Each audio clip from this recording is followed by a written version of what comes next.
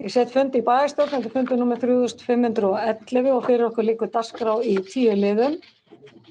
Fyrsta mál á dagskrá er reglur ábyrgðarmörk og starfshætti, til máls tekur bæjarfulltrúi Guðmundur Baldvin Guðmundsson. Forseti ágætu bæjarfulltrúar, hér er tekið fyrir liður 1 í fundargerð bæjarráðs frá 5.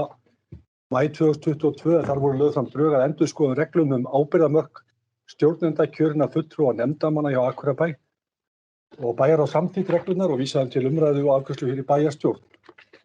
Bæjarfulltrúar hafa séð þessar reglur og séð þessar breytingar sem eru flesta hverja bara í rauninni lagfæringar vegna breytinga sem hafa orðið á stjórnsýslunni hjá okkur og tilkomin nýrra stjórnsýslulaga og fleira.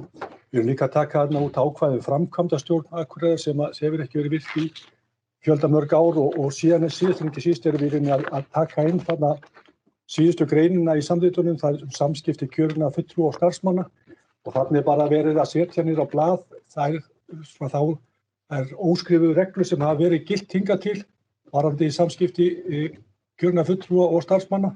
Þannig að þetta er í rauninni sjálfsög ekkert nýtt fyrir okkur sem hér sitjum.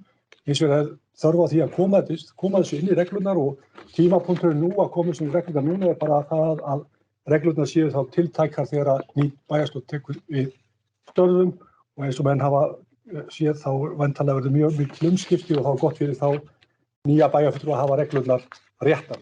En þetta er lagt hér fram til samþykktar. Takk.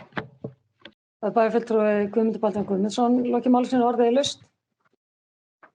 Sem enginn hefur hvatt sér hljóðs þeir sem geta samþykkt þessar reglur gefið merki. Það er 11.